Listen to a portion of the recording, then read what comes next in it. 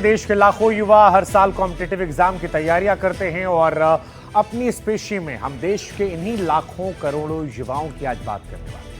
हुआ यह है कि कई बच्चे एसएससी यानी स्टाफ सिलेक्शन का एग्जाम देने पहुंचे, लेकिन इतनी ज्यादा अनियमितताएं थी कि परेशान हो गए। किसी ने सुना नहीं तो फिर प्रदर्शन हुआ, लेकिन प्रदर्शन होने के बाद भी जब दिल्ली चलो कॉल हुई और शिक्षक और बच्चे साथ आए, तब जो कुछ हुआ वो भी हैरान करने वाला था। लगातार इन छात्रों ने अपनी आवाज उठाई। संस्था ने पहले कुछ किया नहीं, फिर छात्रों ने तय किया आइए मिलकर आवाज उठाएं, मंच दिया जाए। लेकिन जब मंच लेकर वो आगे पहुंचे तब वहां विरोध हुआ। शिक्षकों को हिरासत में लिया गया, कई जगह पर बदतमीजी की खबरें भी निकलकर सामने आई और जो कुछ हुआ वो परेशान करने वाला था, क्योंकि इस देश का शिक्षक और छात्र अगर दोनों एक साथ सड़क उतरता है तो यह समाज के लिए भी परेशानी की बात है।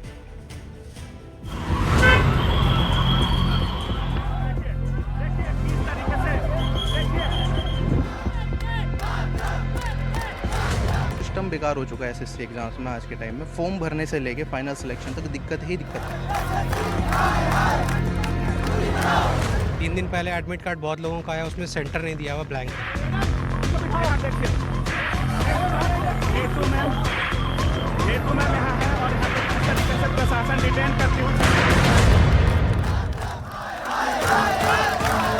सड़कों पर छिड़े इस संग्राम को क्या नाम दें, कैसे परिभाषित करें? एक अदद नौकरी की ख्वाहिश पर पड़ती लाठियों की इस पीड़ा को इंसाफ के किस तराजू में तोलना?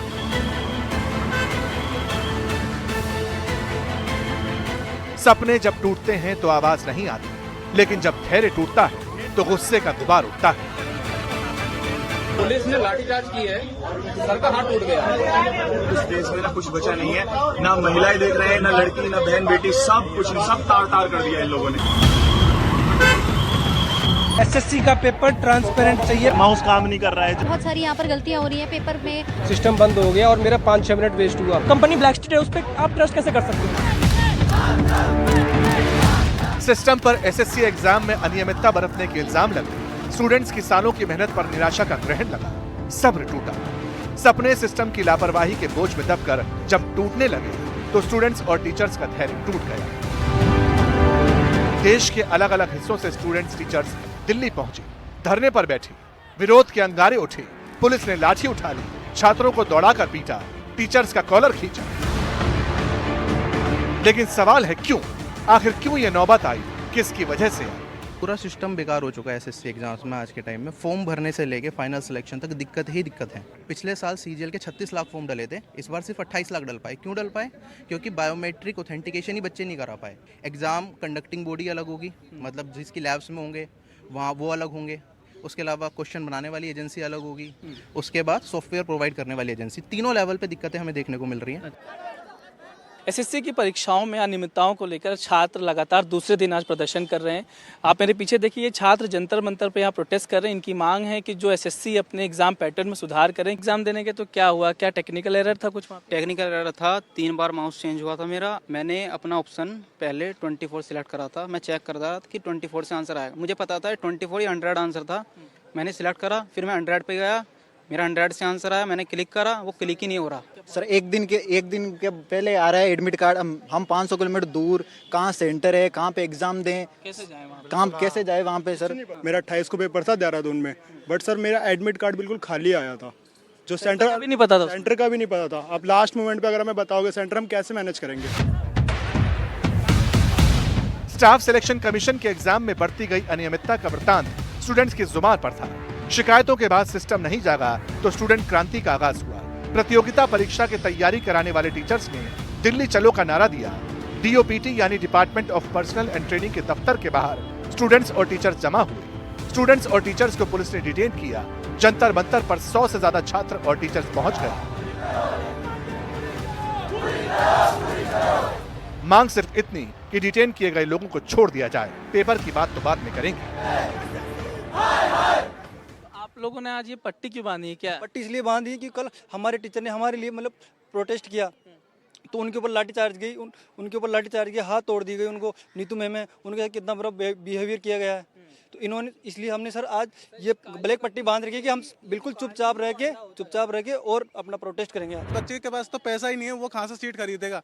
पैसे वालों के पास पैसे है तो उनके पास तो जाते नहीं है लोग बाग, उनसे तो कुछ कहते नहीं है। गरीब बच्चों को हर जगह से दबाया जा रहा है और वो आते हैं तो यहाँ पे टीचरों के साथ बहुत बुरा इतना बुरा हुआ है। मैं इसलिए जयपुर से आज आया हूँ, सुबह 3 बजे का चल रहा हूँ, आज अभी 2:30-3 बजने जा रहा है, मैं सुबह 3 बजे से चल रहा हूँ और बहुत बुरा टीचरों के साथ इतना बुरा, मेरे संजीव सर के हाथ तोड़ दिया। ये कोई तरीका थोड़ी ना होता है। एसएससी के आवाज़ उठा रहे हैं, एजुकेशन के लिए तो आवाज़ उठा रहे हैं। एजुकेशन क्यों? देश को बढ़ाने के लिए एजुकेशन होती है और ये इसी चीज़ को दबाना चाह रहे हैं। क्यों दबाना चाह रहे हैं इसको? नहीं, ये इसको देखता नहीं है कि ये गवर्नमेंट क्या करने के लिए है। गवर्नमेंट को देखना चाहिए ये चीज़। दरअसल एसएससी सिलेक्शन फेज 13 का एग्जाम 24 जुलाई से 1 अगस्त तक शेड्यूल था। जब छात्रों से लेकर शिक्षक तक सड़क पर उतर आए और फिर भी बात ना सुनी जाए तो समाज के तौर पर हमें जगना चाहिए और इसीलिए एनडीटीवी ने आज एसएससी के चेयरमैन से बातचीत की। मेरे सहयोगी अश्विन सिंह ने एसएससी चेयरमैन एस गोपालकृष्णन से बातचीत की। चेयरमैन साहब ने खामियों की बात मानी है, एनडीटीवी की रिपोर्ट का संज्ञान लिया है और कहा है कि जो कमियां हमने उठाई हैं, जो दिखाया है हमने, उसे दूर किया जाएगा। सुनाते हैं सर। पहला सवाल ये है कि जंतर मंतर भी प्रोटेस्ट हो रहा है, आप जानते भी होंगे, पर छात्रों को कहना है कि जो कई बार से लगातार एसएससी तैयारी तो कर रहा है, कोशिश कर रहा है, लेकिन अनियमितताएं इतनी ज़्यादा हो गई हैं कि एग्ज़ाम देना मुश्किल हो रहा है। क्या आपको एक्नॉलेज करते हैं कि कुछ इश्यूज़ थे एग्ज़ाम में या प्रोसेस में जो उसको सॉर्ट आउट कर लिया गया अभी? नहीं, ये बात कहूँगा कि कुछ इश्यूज़ थे। इश्यूज़ के बारे में हमें ईमेल्स आ रहे हैं, लेटर्स आ रहे हैं, कई लोग जाके मिल के भी रहे हैं, लेकिन मेरा यही कहना है कि टेस्ट करने के लिए हम एग्ज़ाम कंडक्टिंग एजेंसी सेलेक्ट करते हैं। नया एजेंसी जो है अभी जुलाई 24 से अपने पहला एग्ज़ाम कर रहा है, तो पहला एग्ज़ाम होने के कारण इसको हम अंग्रेज़ी में टीचिंग प्रॉब्लम्स बोलेंगे। तो कुछ जगह सिस्टम हैंग हो रहा है, कुछ जगह सिस्टम एग्ज़ाम लेट हो रहा है और लगभग 200 जगह पे सेंटर्स पे जब एग्ज़ाम पहले दिन शुरू हुआ, 2 सेंटर्स में कुछ प्रोसीजरल लैप्सेस थी जिसके कारण हमें वहाँ कैंसिल करके उनके वहाँ के स्टूडेंट्स को दोबारा हमें शेड्यूल करना पड़ा। तो ऐसे कुछ प्रॉब्लम्स हैं जिसके बारे में हमें संज्ञान लेते हैं और उसके बारे में करेक्टिव एक्शन भी ले रहे हैं। कुछ ले चुके हैं और कुछ लेना है, ले रहे हैं। सर, एक एजेंसी जो एटिक्विटी जिसको बोला जा रहा है कि वो एग्ज़ाम करवा रही है, उसके ऊपर काफ़ी आरोप लगाए जा रहे हैं कि पहले वो ब्लैक लिस्टेड कंपनी थी, कई राज्यों में उसने एग्ज़ाम जो करवाया सही नहीं है। जो अभी एग्ज़ाम्स हो रहे हैं उसमें भी प्रॉब्लम आ रहा है, बहुत दूर सेंटर्स दिए गए हैं, टेक्निकल ग्लिचेस है, किसी का सिस्टम नहीं काम कर रहा है। इन सब को कैसे एड्रेस करते हैं सर? भाई ऐसा है, मैं किसी संस्था का नाम नहीं ले रहा हूँ, लेकिन इस एसएससी एग्ज़ाम चलाने में कम से कम 4 या 5 अलग अलग संस्थाओं का रोल है। कुछ संस्थाएं हमारे लिए क्वेश्चंस बना रहे हैं, कुछ संस्था है जो हमारे लिए एग्ज़ाम मॉनिटर करता है, कुछ संस्थाएं हमारा आईटी प्लेटफॉर्म चलाता है और उनमें से एक एंटिटी है जिसका नाम आपने अभी लिया, जो एग्ज़ाम कंडक्टिंग एजेंसी है। तो वो ट्रांसपेरेंट टेंडर प्रोसेस के हिसाब से ही पिछला एजेंसी सेलेक्ट हुआ, 5 साल के बाद दोबारा टेंडर हुआ, अब दूसरा एजेंसी सेलेक्ट हुआ, अब वो अभी काम शुरू किए हैं। तो अभी मेरा तो यही डिफेंस में तो मैं नहीं कहूँगा, अभी शुरू हो रहा है, तो पहले एग्ज़ाम के लिए इधर उधर स्टेंटर्स की कमी के कारण लोगों को थोड़ा दूर जाना पड़ा, लेकिन हर इसका भी उनको पेनल्टी होगा और हर एग्ज़ाम में इसको कम करेंगे जब ज़्यादा सेंटर मिलेंगे, बढ़ेंगे। मैक्सिमम हमारा प्रयास है कि किसी भी कैंडिडेट को 200-300 किलोमीटर से दूर नहीं भेजें। हमें आइडिया है कि वहाँ तक पहुँचने का प्लान में है। सर, जैसा और भी बच्चों ने कंप्लेन किया था सर कि सिस्टम ब्लैंक हो जाना, सर्वर स्लो चलना, अचानक से बहुत मिसबिहेव था नई एजेंसी का लोगों को। उनका कहना था कि ऐसी एजेंसी को क्यों काम दिया गया जिसके पास इतना बड़ा एक्सपीरियंस ना हो, क्योंकि अभी आपको तो सीजीएल का करवाना जहाँ पे 35 लाख बच्चे बैठते हैं, अभी ये कम बच्चे बैठे थे, कैसे होगा आगे? यार, एजेंसी का सिलेक्शन जो है एक ट्रांसपेरेंट टेंडर प्रोसेस पे है, जहाँ वेटेज अपने टेक्निकल स्किल के लिए भी होता है और फाइनेंशियल बिड के लिए होता है। दोनों को मेजर करके QCBS बोलते हैं इसको, ठीक है। अब अगर आप बड़े संस्था हैं, कई एग्ज़ाम किया है, तो आपको ज़्यादा नंबर मिलेगा, आपका एक्सपीरियंस कम है तो कम नंबर मिलेगा, लेकिन ये मेन नहीं है। पूरा एक strong technical committee IT ministry के एजेंसीज के थ्रू कि इनका प्लेटफॉर्म कैसा है, इसको बाहर से, मैं तो यही कह रहा हूँ, आजकल एग्ज़ाम में चोरी जो है ज़्यादातर टेक्निकल बात है। आप जाके एक कंप्यूटर सेंटर पे एग्ज़ाम लिख रहे हैं, हो सकता है कि कोई बाहर से अगर सेंटर वाला चोरी करें तो बाहर से कोई आपका कंप्यूटर का कंट्रोल ले सकता है, आपके मशीन में इंटरनेट चला सकते हैं। तो वैसे ही पूरा हम technical approval of the software लेके ही हम करते हैं। तो टेक्निकल और फाइनेंशियल बेसिस पे ये चुन गया। और दूसरी अच्छी बात यह है कि एक भारत संस्था का सरकार का एक और IT मिनिस्ट्री का संस्था है सीडैक इसमें पहली बार इस जुलाई से हमारे साथ जुड़े हैं। तो उनका नेटवर्क बॉक्स है, वो पता लगेगा कि भाई यहाँ एक सेंटर है, यहाँ 200 मशीन है, यहाँ इस मशीन में ये प्रॉब्लम हो रहा है, उस मशीन में वो प्रॉब्लम हो रहा है, वहाँ किसी से माउस एक्स्ट्रा डाल रहा है, किसी से दूसरा HDMI केबल डाल रहा है, बाहर से कोई अटैक कर रहा है।